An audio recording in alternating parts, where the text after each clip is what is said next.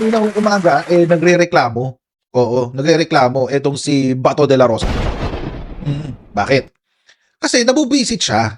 Oo. Bakit daw inuuna ang investigasyon kay Sara Duterte? Ito ang kanyang sinabi, mga babayan. Tingnan ho natin. Ayan. De la Rosa questions Remulla's reported plan to probe VP Sara first. Oo. Ano ba nangyari dito? Konting background lang, mga babayan. Kasi nga, di ba, kahapon, na-appoint na no, bilang ombudsman si former DOJ Secretary Boying Remulla. Ayan, at if I'm mistaken, today ang kanyang oath-taking. Mamayang today, Thursday, ang kanyang oath-taking. So, mga babayan, nabanggit ho niya nung siya ay nagpa-press con tungkol diyan sa kanyang appointment sa DOJ. Nabanggit niya, mga babayan, na hindi niya naiimbestigahan din niya, i-review daw niya ang mga dokumento tungkol sa complaint ng Kamara de Representante kay Sara Duterte. At dahil ho dyan, ito kasi sinabi ni Boying, ni Secretary Boying, those reports are already with the ombudsman. Nasa kanila na lang. We will open them, study them, and question those who are currently in charge, as well as those who had the duty to handle the cases before we arrived. So, ibig sabihin, ang sinasabi po ni Secretary Boying Remulla, iimbestigahan daw nila ito. Ngayon, mga kababayan, makapangyarihan po ang Office of the Ombudsman. Not only is it powerful dahil meron silang disciplinary powers, pero they can also initiate investigations motu proprio. Ibig sabihin, pwede lang mabasa sa balita nito ni Secretary Boying Remulla ang isang katiwalian. Tapos pwede siyang magdesisyon na oo, iimbestigahan ko yan kasi nakita ako sa balita. Oo, pwede ko niyang gawin yun, motu proprio. Oo. Kahit wala akong utos o kahit wala akong nagpa-file ng kaso, pwede kong gawin niya ng Office of the Ombudsman. Pero mga kababayan, ang kanyang disciplinary powers ay limitado. Oo, sa mga kaso po ng mga officers, elective officers and appointed officers na impeachable. Ibig sabihin ng presidente, vice-presidente, mga pinuno ng constitutional commissions, ang mga justices ng Korte Suprema, at ang ombudsman mismo ay hindi niya pwedeng disiplinahin, hindi niya pwedeng suspend, hindi niya pwedeng, wala siyang pwedeng gawin sa kanila. Aside from investigation. Dude. Which means, mga kababayan, pwede niyang paimbestigahan ang opisina ng vice-presidente. At kung pwede ho niyang paimbestigahan yan, ibig sabihin, meron siyang kapangyarihan na magsubpina ng mga tao, subpina ad testificandum, at subpina duces tecum. Duces tesum o tecum, whichever applies. Yung testificandum, mga kababayan, kukuha siya ng judicial affidavit or kukuha siya ng sworn statement mula doon sa mga tao na involved o na mention doon sa kaso. Or, yung isa naman is duces tecum. Duces tecum naman ay mga dokumento. Oo. So, mukhang kinakabahan ng mga DDS dito. At lalong mas kakabahan ang mga Duterte dito. Kakabahan sila dito.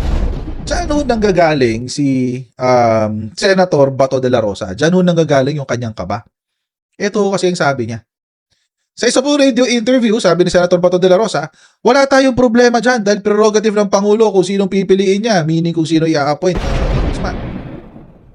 Pero, nag-iisa kong problema, bakit sa dami-daming problema ng Pilipinas ngayon, patungkol sa flood control projects, bakit ang first order of the day niya, nakatutok kaagad sa pag-iimbestiga kay VP Sara Duterte? Ayun. Ang tanong, bakit hindi? Bakit hindi, mga kababayan? Panoorin natin yung video, baka sabihin nyo, niloloko kayo eh. Ito ho yung actual interview. Senator, gusto namin hingin ang reaction ninyo dito po sa pagkakatalaga kay Remulla bilang bagong ombudsman. Wala man tayong problema. Wala. Naku, nawala. Naputol. Wala man tayong ano pa lang nasasabi. Oo. Siguro sa Balikan akin, wala natin. naman daw problema. Oo, baka problema ang kasunod. O walang problema, wala man tayong reaksyon. Ano yun? May problema issue? ka ng linya. Naputol. Oo nga, balikan natin siya maya-maya. Dito na makuha natin pong panig ni Senator De La Rosa dito po sa isyong ito ng pagkakatalaga kay DOJ Secretary Crispin Remulla bilang bagong ombudsman. Balikan natin. You were saying, Senator, wala kayong, ano ka ninyo? Wala tayong problema dyan dahil prerogative man yan ng Pangulo, no? Kung sinong pipiliin niya among the shortlisted candidate.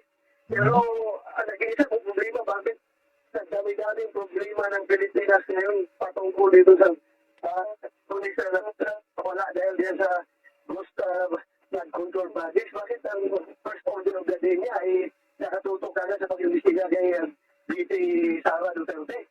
Okay? Yan ang aking pinagtatakaan. Bakit yan kagad? Are you referring doon sa press con kahapon ni Secretary Remulla concerning itong kasama sa kanyang sinasabi na paiimbestigahan yung kaso nitong confidential fund ni Bibi Sara? Yung nga, kung lumalabas, hindi ko nakita yung ginagawa.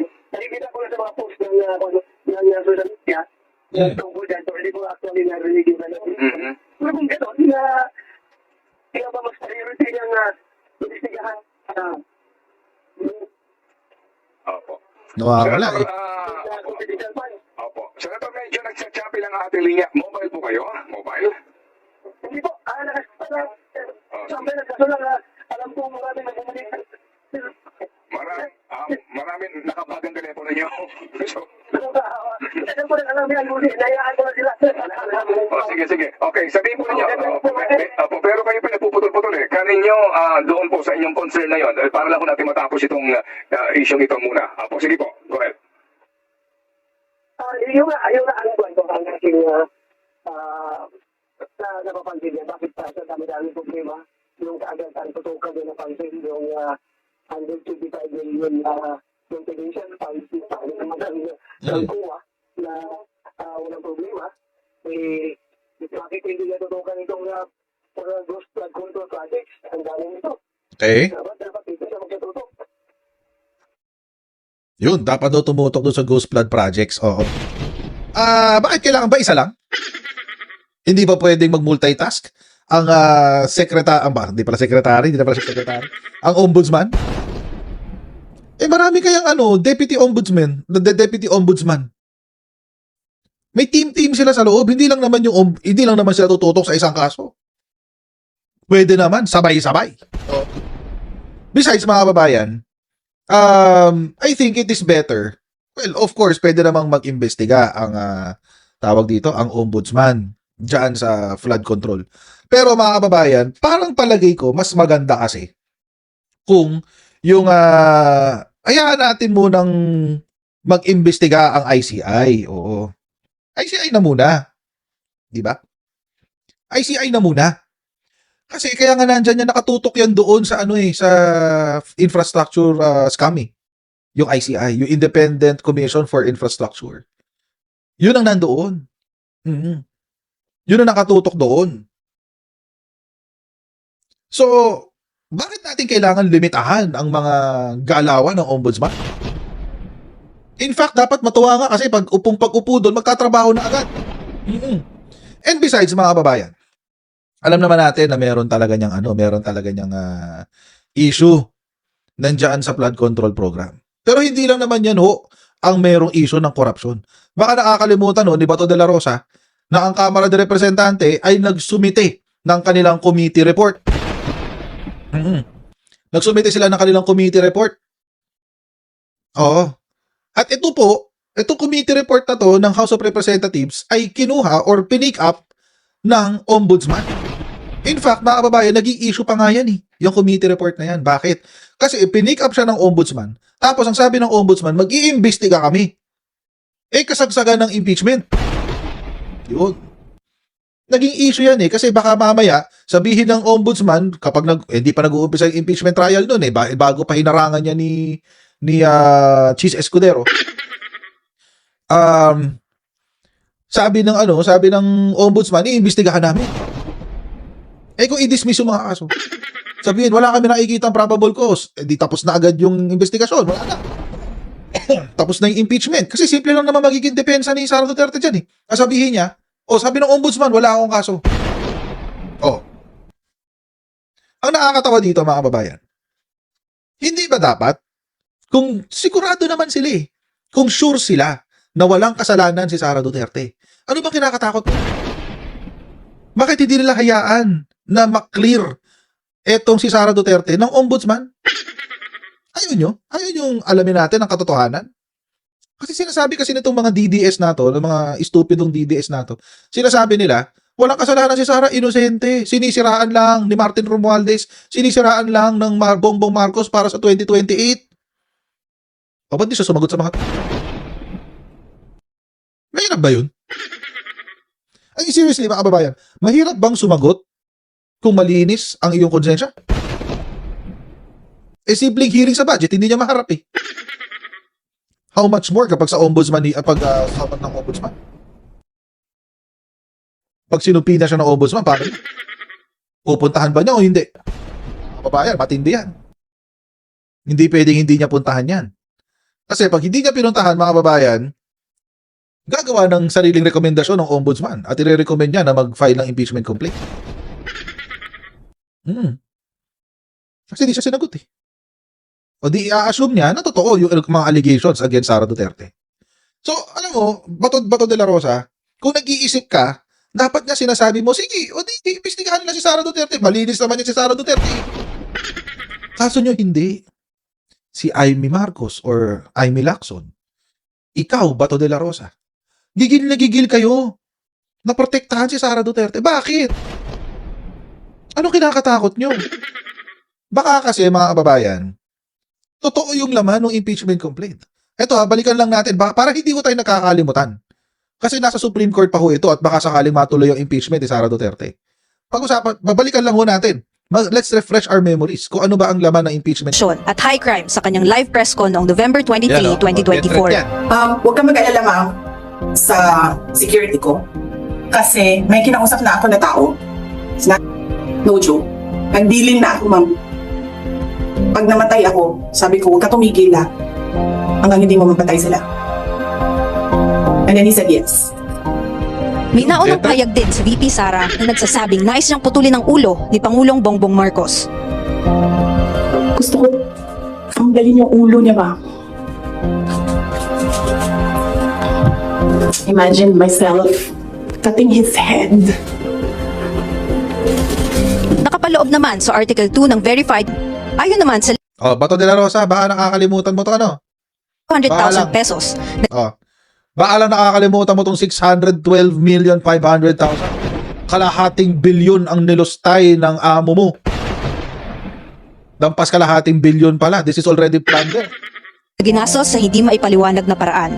Ayon naman sa liquidation report ng OVP, ang 2022 confidential fund sa halagang 125 million pesos ay na-liquidate 11 days. at na-disburse mula December 21, 2022 hanggang December 31, 2022 o sa loob lamang ng 11 araw kung saan 4 pa rito ay non-working holiday. 16 million pesos mula rito ay ginamit para sa maintenance at rental ng safe houses na ang ilan ay nagkakahalaga pa ng 200,000 pesos kada araw. Lumalabas na 11,363,636 pesos and 36 centavos ang ginastos ng OVP kada araw mula December 21 hanggang December 31 mula sa confidential funds. Gumamit din ng gawa-gawang pangalan tulad ni na Mary Grace Piatos, Cords at imbentong See? Paano hindi iimbestigahan yan, Bato de la Rosa? Sige nga. Naging pulis ka naman, naging chief PNP ka pa nga eh. Paano hindi iimbestigahan to? Tsura na ito. pangalan lamang. Nung panahong Uy, siya ito ang mayor pala nito. When I started the operation Tukang, I was called by him about Tukang, and it was approved by Sara Duterte. By Sara, By Sara Duterte. because at the time she was the mayor. She was the mayor at the time. Nakapaloob naman sa Article 6 ng Verified Complaint for Impeachment na nagkasala ng betrayal of public trust si VP Sara dahil sa kanyang mga gawain at negatibong pahayag na nag-uudyok ng sedisyon at rebelyon laban kay Pangulong Bongbong Marcos at sa kanyang administrasyon. At panghuli, sa Article 7 ng Verified Complaint for Impeachment, inihayag ang sukdulang pag-abuso sa kapangyarihan at pagtataksil sa tiwala ng taong bayan ni VP Sara sa kanyang buong panunungkulan bilang lingkod bayan. Ang lahat ng mga paglabag na nabanggit sa 7 Articles of Impeachment ay malinaw na patunay ng betrayal of public trust, culpable violation of the Constitution, at graft and corruption ni VP Sara. Pinagtitibay nito na hindi siya naaangkop manungkulan sa gobyerno at nararapat lamang alisin sa pamamagitan ng impeachment. Kung mahahatulang guilty ng Senado bilang impeachment court, Huwag na tayo umasa doon. Huwag natin umasa dyan for now. Pero mga kababayan, kung babalikan ho natin ang kwento, hindi ko lang naisama dito, wait lang. Sama ko lang ha. Oh. Kasi marami magsasabi, wala na, binasura na ng Supreme Court yan, unconstitutional daw, bla bla bla bla. Okay, wait lang ha. Para lang malinaw. Kasi meron kasi sinabi ang Supreme Court doon, mga kababayan, na, ang sabi ng Supreme Court, na yung decision nila ay walang bearing doon sa merits ng case. Oo. Ayun. Ang sabi, the Supreme Court spokesperson Attorney Camille Ting stressed in a press briefing that the decision is not absolving Vice President Sara Duterte from any charges against her. Ang sinabi ng Supreme Court. Hindi siya absuelto, mga kababayan. Ibig sabihin, yung lahat ng nakita natin dito sa video na to, lahat ng laman yan ay isinumite sa committee ng Kamara de Representante. Lahat yun ebidensya yun ng hearing So yan ang naisumite sa committee at yan ay inaprubahan ng committee. Ngayon, this is the same complaint na kinuha noong Ombudsman Martires para desisyonan na niya agad at i-absuelto si Sara Duterte. Kaso mo, nagalit ang taong bayan, hindi na niya pinakailaman. Nagalit ang taong bayan Hindi na niya pinakailaman. So nandoon lang yun sa Ombudsman. Hindi pa nabubuksan. Oo, hindi pa nauumpisahan. Imbestigahan. Pero ngayon, dahil may bago na tayong Ombudsman, si Secretary Boying Remulla, nagsalita siya ngayon. Itutuloy na natin yan. Iimbestigahan na natin yan.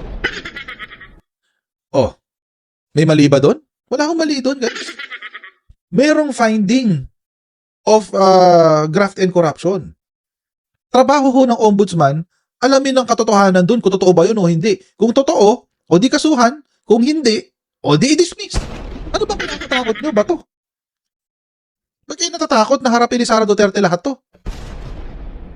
Kung confident naman pala kayo na inosente si Sara Duterte, di hayaan nyo siyang maimbestigahan, di ba?